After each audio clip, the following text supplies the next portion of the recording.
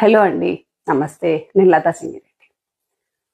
పాపం ఏ ఛానల్ పెట్టినా కూడా ఒకటే న్యూస్ వస్తుంది ఇవాళ. తీన్మార్ మల్లన్న వీపు చింతపండు చేసిందని.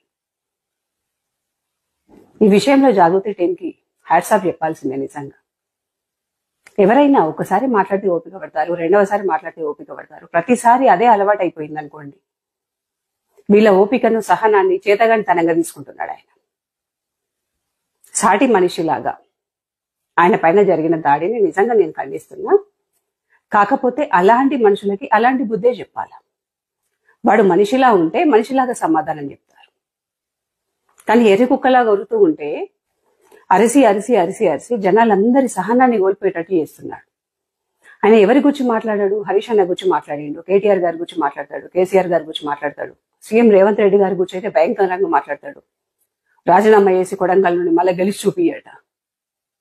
నువ్వెందుకు పోయి ఆయన భిక్ష వేసిన ఎమ్మెల్సీని పట్టుకొని పాకులాడుతున్నావు? నువ్వెందుకు రిజైన్ చేయట్లేదు?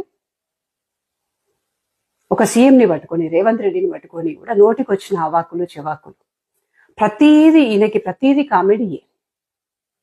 రెడ్ల నోట్లో పోస్తాడట. మంచిగా పోసిన మళ్ళన్న జాగృతి టీం. అందరికి రెడ్లకున్నంత ఓపిక సహనం ఉండదయ్యా. ఓపిక పట్టినంత వరకే నీకు రెస్పెక్ట్. ఒక్కసారి ఓపిక హద్దులు దాటితే ఇట్లుంటది. ఇప్పుడు నీ బాడీలో భయం స్టార్ట్ అవుతుంది. అయ్యో